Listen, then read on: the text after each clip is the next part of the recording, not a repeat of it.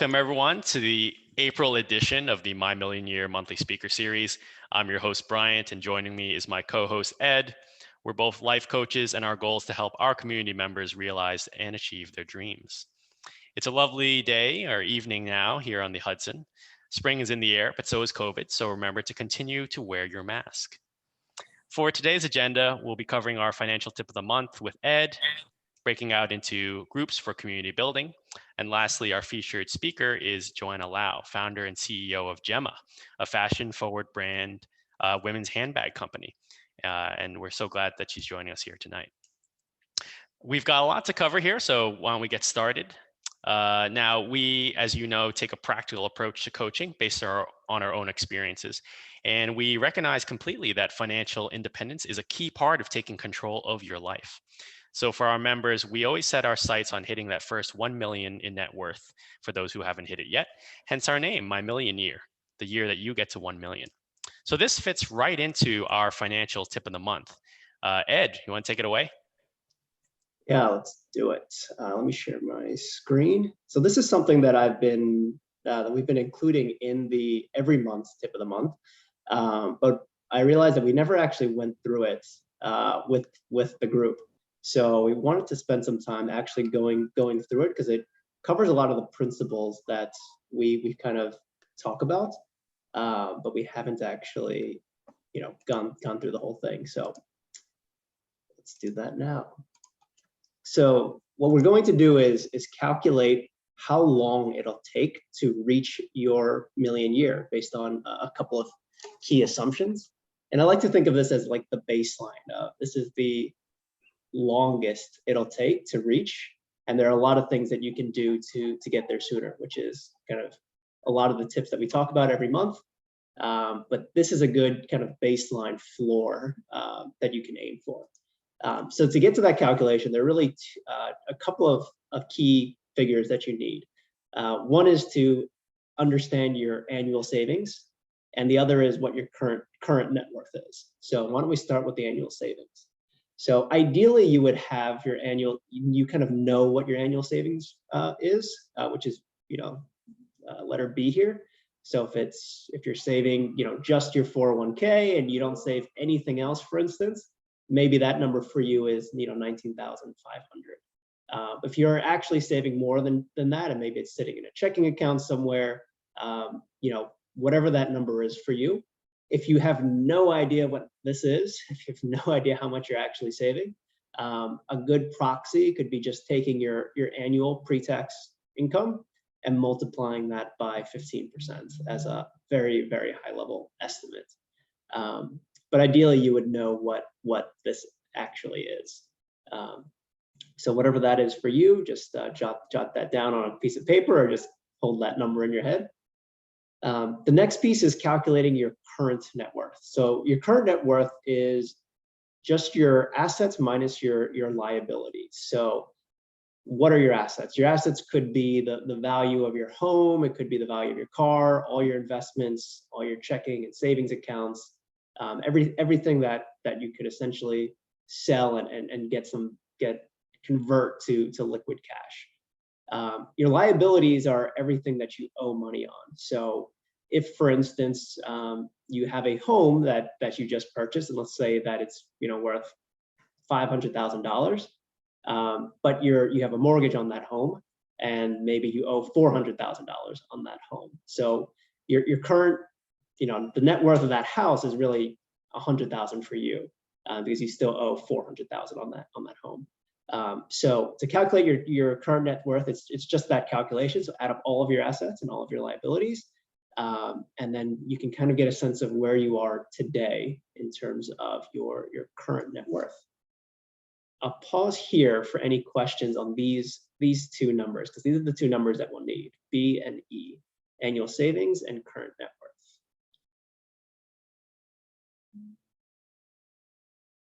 Nope. Okay. So once you have those two, the assumptions that we use in this calculation is that we assume that if you invest your savings every year, you can get an annual return of 6%, which is kind of in line with the returns of the S&P 500 minus inflation. It's a little bit on the conservative side. And we're also assuming a 2% annual savings growth. So the assumption here is that you're not just going to say, let's say $10,000 every year. Presumably, as your income grows, or even as inflation grows, you'll continue to save more and more every year. And then we also assume that if you have any debt, that you're being charged 5% on that debt. So what you do here is you essentially find those two numbers and see where they intersect. So as an example, if you're saving $10,000 a year and your current net worth, if you're starting at zero, your million year, the estimate of when you would reach $1 million is 2051. So 30 years from now is how long it would roughly take if you're able to save $10,000 every year and if you're starting at zero. So we thought it'd be a fun exercise and I'm going to disable the names here. So this will be completely anonymous. So if you hit the annotate button at the top, you could actually, we can use these stamps here. So if you want to use a check mark, if you want to use a heart or a star to just star where you are on your journey. I think it'd be, yeah.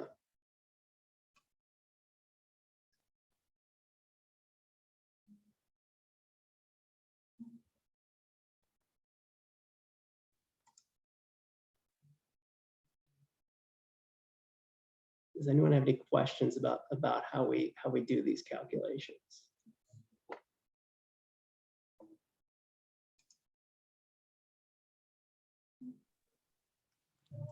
So one of the reasons we like doing this exercise is, it's a good way to benchmark and to assess, where are you on that path? When is that goal like coming to you, right? To give you a sense of like, am I on track? Do I want to find ways to accelerate that? Am I behind? And that's where, Ed and I, as coaches, help folks with ways to accelerate their path to million year. So whether it's 20 years out, 30 years out, we can always look for ways to bring that year, that date sooner. So I think this is everyone has their own goal and their own targets. And of course, we're happy to talk one-on-one for any tips or questions that you may have on this. Obviously, personal finance can be a personal matter, so we completely respect that. Yeah, one way to think about this, if you think about someone who's, let's say, maxing out their retirement accounts, right, 19,500 every year. If someone was doing that, this is the closest one here, about 20,000 a year. And if they started at zero, someone actually put a star here, it would take them essentially 21 years to reach that million. But if they're taking, if they're just adding a bit more, so let's say that they're not just maxing out their 401k, but they're also doing what, the tip that we had, I think it was last month or 2 months ago, around the backdoor Roth, right? They're adding another 6,000. Now they're closer to this number, it's 25,000. But let's not forget about the company match.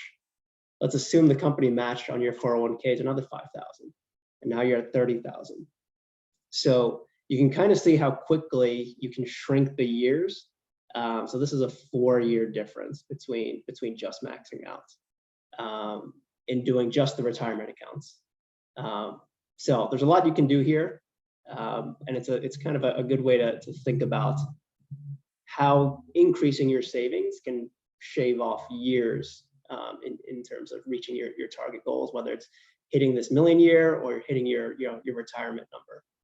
So a good way to think about it. It looks like we've got some more people populating this, and it's a different journey for everybody, and you can kind of see we've got a curve here that goes all the way to a million plus. So everybody's in a different spot on their journey, and that's totally fine. Personal finance is personal.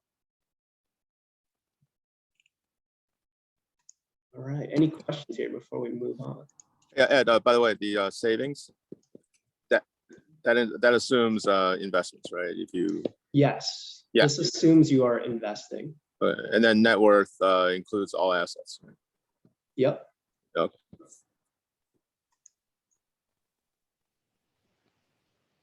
Yes, if you're not investing, these numbers would look very, very different without the compound growth. All right. All right. So I think we can close this down. A couple folks I think joined in the middle of that. So we were just doing the My Million Year charting exercise. And if you have any questions about that, if you missed that, happy to revisit it. Just message me or Ed, and we can talk one-on-one. All right, perfect. Well, so Ed, thanks for the tip of the month. That was really helpful. I think now let's move right along into our community building segment, which is always fun. So everyone, we're going to head into our randomly assigned breakout rooms and take a moment to introduce yourselves to each other, name, location, current occupation, and answer today's community building question, which is, what is your favorite fashion accessory and why? So what is your favorite fashion accessory and why? That's going to be the discussion question tonight. All right, Ed, why don't we go with our speaker? Exactly. Ed, why don't we go to our breakout rooms, and we'll see everyone back in about 8 to 10 minutes. See you soon. Welcome back, everyone. Hope you enjoyed the breakout sessions. We had a fun discussion in our room. So for what is your favorite fashion accessory? I think we got a range of responses. If you're interested in sharing with the group, what is your favorite fashion accessory? Type it in to the chat to share. I think it's a great time to share favorite fashion accessories because it's Mother's Day coming up, and we all might need some fashionable gift ideas for mom. So please enter your ideas. I also need some ideas, so please put those in the chat. Earrings were popular in our group, so that could be a good gift. Earrings are nice. Bags came up. Bags came up in ours. Got earrings, skirt. Ooh. DG is sharing his iWatch. That's a good accessory. Apple Watch, and same for me. Flowers from mom. Shoes, nice. I mentioned that I got a watch from my in-laws as a wedding present. So that was mine. Awesome. All right, well, as we go along, if you think of more ideas, throw it in the chat and share with everybody. But now we're going to move into our last segment of the day, the speaker segment. And this is a great transition as we just talked about fashionable gift ideas. I think Joanna can hook us all up, which is awesome. So I'm really happy to introduce her to all of you. So Joanna, I'll give you a quick intro and then to everyone so everyone knows who you are. So real quick, Joanna is the founder, designer, and CEO of JEMMA. She was born and raised in Singapore. She graduated NYU Stern, as well as the Parsons School of Design. She's worked at Tommy Hilfiger, Goldman Sachs, JP Morgan. In school, she was a competitive golfer and part of the NYU varsity golf team. And the interesting background for JEMMA, which Joanna will tell you all about, is that she observed a void in women's workwear while working as a trader on Wall Street.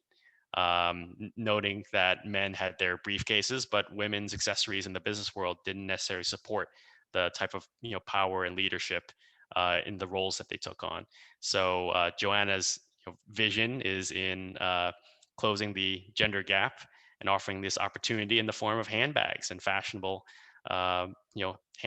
fashionable workwear, which is really, really fantastic. So Joanna, welcome to My Million Year. We're so happy to have you. Thank you, Brian. So maybe to kick things off with some questions on your background. I mean, it's always fantastic to talk to a founder and entrepreneur like yourself. But as mentioned, you were born and raised in Singapore. What was it growing up in Singapore? And then what brought you to New York? Yeah, great question. So I was in Singapore all the way up through high school, and I would say that it was quite similar. I mean, Singapore has a very Western background, so we grew up learning English and Mandarin. So I was bilingual from the start, and I would say that I wanted to come to the US to study because I kind of always admired the US education system. I thought it was quite different from the British education system that I grew up in. It was a little bit more liberal. You were able to kind of learn a little bit outside the textbook, and that was really kind of what I was into. And at the time, I knew I kind of wanted to start in finance, and so that's how I kind of enrolled in NYU. And that took me to the US to start NYU New York. Got it. And did you find that some of your perceptions of the US and New York to be like confirmed? Like, what did you think? Like, how was your like vision of New York City, maybe different or the same as what you thought? I was actually pretty comfortable coming to New York because I think it's quite similar to Singapore, which is very much a city as well.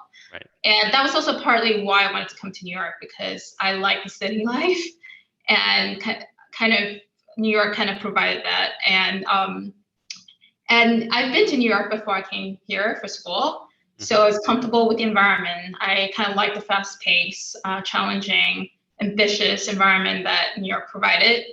And I thought it would be a great place to start, especially for someone starting in finance, because the internships in New York City was just amazing, compared to anywhere else in the world. Especially if you want to join Wall Street, you had everything at your doorstep.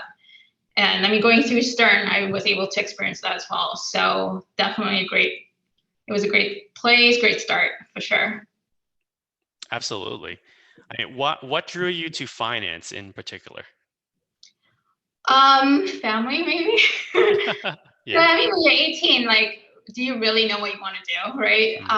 So I had some of my family members who were in banking and had the hedge fund industry, and so to me that was kind of a natural progression. I mean, I was always interested in what was going on in the markets. I loved economics in school, so I thought maybe this was something that I could really explore, and that's kind of really how I started business school. And then through business school, I kind of really honed in on wanting to be in trading, because I like the fast-paced, like risk-taking aspect of trading, and being able to kind of think out of the box and kind of implement those trades accordingly. And so that really kind of drew me to that part of the finance world. And so that's why I wanted to start in trading. Got it. And within trading, it is like, I think a lot of aspects of the finance industry does happen to be very like male dominated, right? Is that what you saw, and what type of like culture did you experience as a trader? Great question. Yeah, male dominated for sure. I mean, when I started, I mean, in all honesty, right? This was probably almost 10 years ago. But life is actually, I mean, I'm just shocked by how things have changed so quickly, because I would say 10 years ago, things were very different for women, even compared to now. When I was signing on to be a trader, I mean, I did feel like there was a lot of resistance against women traders, because trading was predominantly a male career path. And I mean, everywhere you look, they were all guys. And so if a woman came on board and said, I wanted to be a trader, I wanted to do this and build my career in this, a lot of times they couldn't. I think it was hard for a lot of people there to kind of understand that this job was good for a woman, because there was no role models in that position for them to be able to kind of say, okay, maybe women will do well in trading as well. So I did actually find it really hard to kind of break through, but eventually I did, because I was very persistent and I kind of really knew that that was the space I wanted to be in. And starting the job, I would say that was exactly kind of initially what I thought it would be, going to it, deep diving to it, really very quickly grasping the markets and the fast pace of trading. I started in foreign exchange, so that was a 24-hour job. trading a 24-hour market. And I enjoyed it. And I think as a woman in the trading floor, I very quickly actually did not see myself as just being a woman in the trading floor, because I think how I approached it was I was kind of equal to the guys. So I think in that sense, I was treated in a pretty fair manner, in the sense that I wasn't seen as like, okay, she's a girl, so she should be different. And the way I kind of traded and the way I kind of took on that role was also in a way where I felt like, okay, I was no different from them. I'm just going to trade the way I believe I'll do it. And so that's just kind of how it was. Got it. Thanks for sharing that experience, Joanna. I mean, I honestly, respect and admire, your kind of courage to be in that space. It's challenging, regardless of profession. That gender divide is real, and we have to acknowledge it. Now, when you told me before that you were inspired, to launch JEMMA while you were in the midst of your trading career. Could you tell me about that moment of inspiration and that turning point? For sure. So being a very male-dominated field, you obviously observe a lot of things guys do, but also you observe how they dress and how they present themselves when they go for interviews or they have meetings or whatever it is. And I mean, for women, like all of us go out, every time we leave the house, we have to carry a bag with us. And especially going to work or going for an interview, that bag is so essential. And one thing, I mean, I've always enjoyed fashion even while being in finance. So I've always kind of spent a lot of time thinking about my workwear, like what I was going to wear to work, how I'm going to present myself at a job interview, and not just clothes per se, but also like my bag, my accessories. And I could find work clothes, but I really struggled finding a work bag that was functional but feminine at the same time. And I was either carrying a very basic looking tote with no pockets, or I was kind of almost borderline leaning towards carrying a man's bag because it was more functional. It was big enough to fit a laptop or an interview folder. It was big enough it had like a pocket for your pens, your business cards, and all these things. So I was like, okay, do I really want to kind of go on the other side and just suck it up and buy a man's bag and just kind of pull it off as like a cool little accessory? Or do I just stick with what's available in the fashion market for women and kind of struggle with that, carrying a bag that's not really appropriate for work, or it's just messy. Like every time I'm trying to pull out a pen or something, I'm digging into this black hole. And that really kind of occurred to, like, suddenly hit me that there should be a women's workwear accessories brand out there, kind of like a Tumi, but for women. And I know brands like Tumi have over time kind of moved towards like coming out with a women's line. But at the end of the day, it was really a brand built for men. And I never understood why the women's accessory always has to be like a side thought, like a sideline and not really a focus. Because women also appreciate like fashion or design aesthetics, and they want that, and they want the quality, they want the look, and they also want the functionality at the right price point. So to me, that really kind of hit me that maybe that's a gap in the market for that. And so that's how I decided to leave my career in finance and start JEMMA and fill that gap, because I mean, I love handbags myself personally, and I thought this was something I strongly believed in, and I thought I could fill that gap for the women in the workplace. That is a great way to see like an opportunity in the market, and also to fulfill a strong interest of yours at the same time. So I think that's really incredible. I can imagine, as a risk taker, like a trader, or measured risk taker, like a trader, might not have issues, jumping in and you're saying, you know what, I'm going to go all in and become an entrepreneur. But were you nervous at all, leaving your full-time career to then go and become a full-time entrepreneur? Like, how was that transition? What went through your mind in deciding to leave that behind? No, that's a great question. I think a lot of people struggle with kind of that bridge. For me, I mean, it is hard if you think about it, because like the trading world does pay very well. And so a lot of people kind of get stuck in that nest, right? Because they're like, okay, I'm getting paid well. Like, why would I want to take that risk and go somewhere else, start something that may never take off? But to me, I think it was always a life goal of mine to start my own business, even when I was in like my early 20s in college. Like I always had that in the back of my mind, even though I was in the corporate world. And I thought, if I was going to do it, I better do it like earlier rather than later. And I think I felt so strongly about this idea that I thought that I'm just going to risk it and see how it goes. And so, yeah, I would say, I agree with you. I think that has a part to play in like why I wanted to go to trading in the first place. I've always kind of always been the person who kind of likes to take a bit of risk, live on the edge a little bit.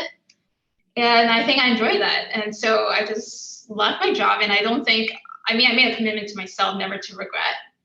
Always look forward, and that's kind of really what I did. I left my job and kept looking forward. I didn't really even think twice about if this was going to be a bad idea or not. And I just kind of went straight on. Till today, I don't really look back and wish I was somewhere else. And I think that's a good mindset to have, because like you're going to start something new, whether it's a new career or a new business or a new job, really, it's important to look forward rather than to look backwards, because if you do look backwards all the time, you're never going to progress forward, right? You're always going to be in doubt. So I don't think that's a good mindset to have. We have a question in the chat that I think is a great one from Wenfu. So Joanna, you had mentioned that, when Brian had asked why you went into finance, you mentioned family. How did your family respond to this career change? No, actually, I think they were really welcoming, because I think my family knew inherently that I've always been not just like a finance person or a trader per se. Like I think they've always known I've been a risk taker, and it's very much been ingrained in my personality. So to say that, hey, I'm leaving my job to start something completely brand new, with no experience in it, and kind of building something from scratch, is that okay? And they were like, yeah, sure, why not? So I think my family has always been very encouraging. I think that really helps too, because starting a business is hard for sure. And like, if you don't have the support of your family and friends, it's very lonely. So I think I think I was blessed with the fact that I had the support of my family and friends to kind of go forward and do this and be confident that this was something that I could do well. Right. That that validation, that support from your loved ones, your network is really, really important. So I definitely agree with that. Yeah. Making that jump from finance to fashion, what were some of the things that you had to prepare? I imagine there's a different skill set involved. There are probably some connections you need to have. Some other people that might not be in your network, or maybe you knew some people already. How did you make that transition? What were some of the steps you took? Yes. So when I say I started from scratch, I literally started from scratch. I had no connections in the fashion industry. I had no connections in manufacturing. So really all I had was the idea.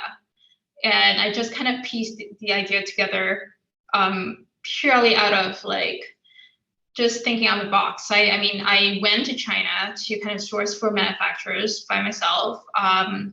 And then I kind of went to Europe to connect with leather suppliers there, and really kind of just, I would say, like simply hustle and just like kind of met different people I've never met in my life. Knew nothing about the industry. I kind of asked them a lot of questions, asked them to connect me with other people, and that's just kind of how I slowly built out the network and my experience in making bags, and also understanding that industry very well, the fashion industry, and how to integrate yourself into it, how to market to the customer.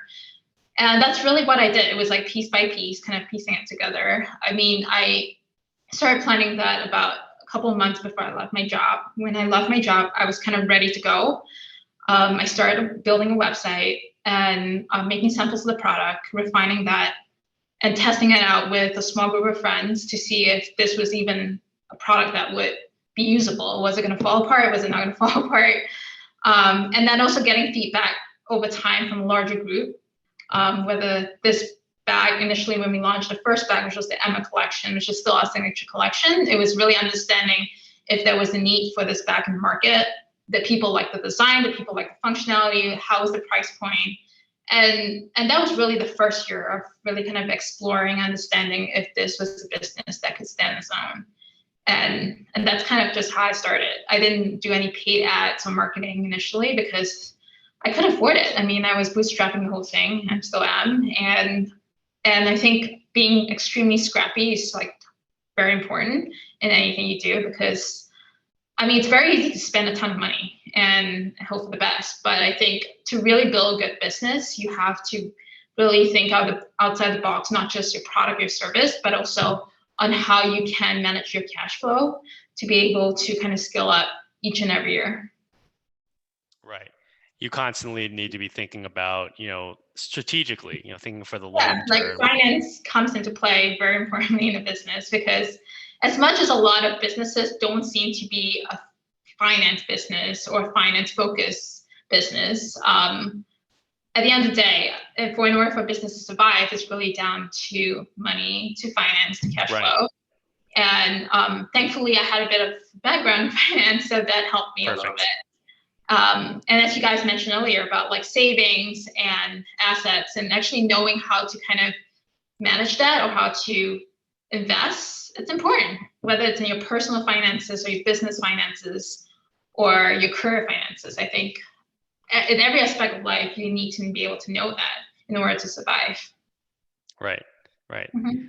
I think you've just been able to extend that, investment portfolio into yourself, into your own business, right? Which is incredible, which is really incredible, and I really admire that. So I've been speaking, asking a lot of the questions for the last 15 minutes. I do want to open up, the forum to the rest of the folks here. Does anyone have any questions they want to ask Joanna directly? I think for me, I'm kind of curious because when you first started your business, I assumed that you had questions or challenges that came from like starting up a business, which you kind of spoke to. But what are some of the challenges that you are kind of overcoming now, or what sorts of opportunities do you see right now for your business? And you kind of touched upon scaling up every year, but I'd love to kind of hear more about the characteristics of the challenges that you're facing in different stages of your business. No, I think that's a great question. So I think starting out the business, the biggest challenge is always like, okay, how do I get the business off the ground? How do I get my initial customer base and kind of really kind of building that? And I would say that's the first 2 or 3 years of the business. And then as the business grows, the second phase is kind of really understanding that there's a product market fit, right? So if there's a steady customer base, do they really like the product? Is this a business expandable? Should I make more than one product? Should I expand it to 10 products or just keep it to 5? So I would say that's in the second phase. And then we are kind of right now at the growth phase where we have understood that there's product market fit. We have understood that there is a range of products that we can create for our customers that would appeal to them. And so how do we get from here to growing to a 10, 20, $30 million business? And it's really kind of scaling up. So from here, right now, at least my focus is really kind of building the business to scale up in a profitable manner. So once we grow from a certain customer base and we want to double, triple that growth, it gets quite expensive. And so it's really down to how do we get to that bigger audience and still keep the business intact and keep our finances intact so that we're not bleeding too much cash. Because it's crazy how like businesses, you can get that to a point where you're like, okay, this is something that people want. And then to get to a 20, 30, $50 million size, suddenly a lot of things can fall apart really quickly if you grow too fast. So it's a fine line of how quickly you can grow and how quickly you can grow, but grow profitably. So that's kind of like where I'm at right now. Got it. Great question. Any other questions from the audience? Yeah. Hi, Joanna. I actually typed this question in the chat right before Ryan opened the floor up to questions, but Okay. I'll phrase it a little bit differently. By the way. I'm not just going to read my question in the chat, but so Okay. as an entrepreneur, I know some entrepreneurs, they start multiple businesses. Right. Hearing about your background, it sounds like that you found your niche in terms of fashion, which is something that you really love. So you're able to start a business doing what you love. You mentioned that ever since you were little, you've dreamt about starting a business. I'm just curious, like, are you thinking of potentially starting like another business in the future, or is Gemma where your focus will be going forward? Yeah, great Is question. the door open for starting like a new business, I guess? Oh, for sure. I think I've never doubted like starting a second business. I think Gemma has always been my focus, and it will still be my focus for the next couple of years. And I enjoy building businesses. I think after doing Gemma, I think this is definitely something that I want to do for a long time, whether it's continuing to build Gemma or whether it's building Gemma to a certain point, selling it off, and then coming out with something else. But definitely I've decided that the entrepreneur route is something I love, and I want to continue doing that. Sounds awesome. Nice. I have a question. Sure. So a lot of startups hit what they call a trough of sorrow. So essentially, like the low point when startups start struggling, they after the initial excitement, they kind of hit a low point. As you were building Gemma, did you encounter that? Did you kind of hit a wall, and what did you do to overcome it? So actually, I mean, first of all, I have to say that the entrepreneurship world is never kind of straight line up. It's a roller coaster, right? So there's ups and downs. I wouldn't say that I've hit a point where I just plateaued. I think it's always been up and down. But the long-term trend always has to head higher, at least for what I foresee the business to be. So I don't think I've kind of hit a point where I just like, okay, this is not going anywhere. I think every time a low point comes to play, it's always about like, okay, what are we not doing right? Let's fix it. And then once we fix that, we kind of see it turn again. So it's kind of been like that. I don't think if I've hit a point where it's just like, oh, this is going nowhere, Glad to hear that. How has COVID affected your business? I mean, that's got to be top of mind for small business owners. Yeah, for sure. So I think, as I mentioned to Mel earlier, with COVID, the blessing was that we are still an online business only. So we don't have any physical stores, which was a good thing, obviously, when COVID hit. So we didn't have to deal with store shutdowns and all that stuff. And also the beauty about being an online business is that you can almost control it with a mouse, because when COVID hit, you want to scale down, you can scale down in like 2 seconds. And that's kind of what I did. And then when things started picking back up, which was the second half of last year, we started scaling back up again. So it was we were pretty reactive to the whole situation. So it kind of did not hurt us as badly as it would have if we were a little bit more immobile. And I think that's very important for not just a small business, but a large business. I think you need to be agile in this modern world, because things happen so fast that if you're like a big ship, like a Titanic, right, it's really hard to kind of steal yourself away from what is going on in the world. So we constantly, at least I constantly assess the business at every stage of it to make sure that we are agile enough to make quick changes and not too heavy with fixed costs that, like, if anything like a COVID hits again, we will have a lot of issues. We're going to fall, like a lot of the businesses that we have within Gemma is going to fall apart. And, so I think it's important to not just stay agile, but also stay lean as a team. Got it. Any other questions from the audience? I know I've got a few more, but I wanted to make sure everyone gets a chance to get their questions in. I guess, Gemma, I have a question. This is Mark. Sure. I was just thinking about scalability. I know you said in our breakout room that you this is all, purely 100% online business, but do you supply to distributors to distribute the volume of bags? And then the other thing would be, sometimes businesses such as yours are acquisition targets. Would that ever be an option? Yeah. So your first question was about distributors? Yeah. Yeah, so we are a direct consumer brand. So we currently, we do work with some of the third-party e-commerce websites online to sell our bags, but we don't really currently work with like retail stores like Nordstrom or Bloomingdale's, because we kind of have seen where the world is going, and we just feel like consumers these days would like to purchase directly from the brands that they believe in and are passionate about, versus like going through a third-party department store to purchase something that they don't know the story about, and it's faceless basically and just product based. So we like doing direct to consumer because we're able to share our story with the customer. We're able to connect with the customer directly, and really kind of understand her and who she is, versus not having any of that information.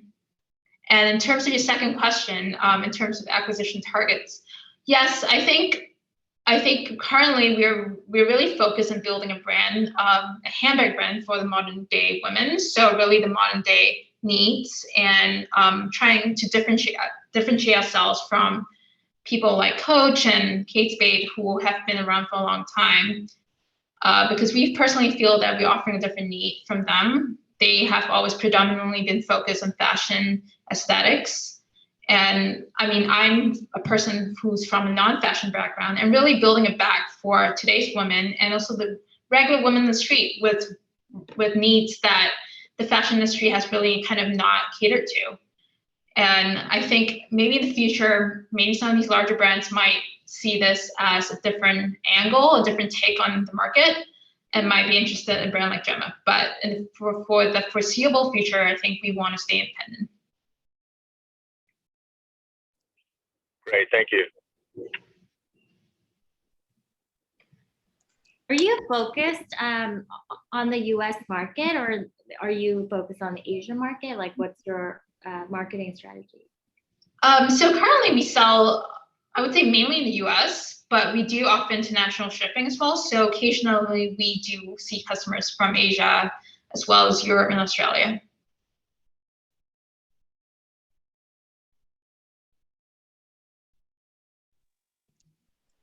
Great. Any other questions?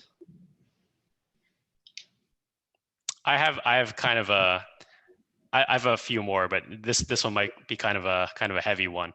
But as we all know, world events have really brought to the forefront some challenging and difficult conversations around the role of people of color in all aspects of society, in social circles, in business circles as well. We've really had to rally for Black Lives Matter and to stop Asian hate more recently. What are your thoughts on that? How can diverse business owners respond, to these recent events and the upswell of these kind of feelings in the world today? Yeah, no, I think, first off, I think, the great thing is that a lot of our customers at JEMMA are quite diverse. So they're women of all backgrounds from different cities in the US and around the world. So different races, different skin colors. And I think, I'm extremely happy with that, because I think it's great that I've kind of built a brand to target women of all types and not a specific type of women. And I personally am actually an Asian woman myself. And so I've always kind of felt that all women, not just women, but men as well, should be treated equally regardless of race, skin, or color. And I think all these campaigns that have come up over the past year just kind of brings to light the need for everyone to be treated equally. I think that's basically the fair point. No one race is superior to the other, And I think history has shown that there have been certain biases to certain things. And I think as society has progressed, we are starting to make more efforts to be more inclusive to other types of races, other types, even women, right? Women are now given a lot more opportunities in jobs and in career progressions. And I think it's a great thing, because I think a lot of times, because of society's biasness and the way, like, for instance, in the trading field, that they're all men, they're just more inclined to hire people they're comfortable with, which is more men. And I think sometimes you need a movement like that to openly, actively say, like, hey, there are other people out there who may not be the same type of person, that is just as talented, has just the right skill sets, is just educated, and should be given that equal chance for this job or this opportunity out there. And I think it's a good thing. I mean, I think it's a good thing for society that we are highlighting all these things, because it's brought to the forefront. Everybody is more aware of it, and will, as a result, offer more opportunities to the minorities and more diverse races. Thank you. That was really well said, Joanna. Completely agree there. Now I think have just a minute left. Joanna, any parting words for this group and aspiring entrepreneurs out there? I mean, as an entrepreneur myself, I've always kind of said that you should do what you love. I take on I guess it's the latest YOLO economy kind of mindset, where I always think that you only live once, so why not give it a shot? Because you don't really want to live in regret. So if what you're doing currently is not something you're 100% happy with, why not take that jump? You know, you just don't know what's on the other side of the river, right? It may be better, it may be worse, but at least you know you tried, and then you don't kind of regret otherwise. Those are great words of wisdom. Thank you so much for joining us tonight, Joanna. Thank you, everyone, for joining today's event. It's really great to see leaders like Joanna in the workplace, representing women, representing Asians, in business, in the world. And Joanna, we look forward to seeing you and JEMMA's continued success. Keep us posted. We'll be sure to follow up with you in the future. And thank you for sharing your story. This was really, really great. Great event tonight. My pleasure. Thanks, guys. Nice meeting all of you. Thank you, everyone. And we put a link to JEMMA in the chat. So if you're interested in checking out JEMMA and need a gift for Mother's Day, perhaps, you may want to check it out. We're actually having a Mother's Day sale, so you guys should check it out. Absolutely. Perfect. That's jemmabag.com. This is Bryant and Ed here at My Million Year. Thanks, everyone, for joining us, and have a great night. Thank you. Bye. Bye. Thanks, guys. Thanks, everyone.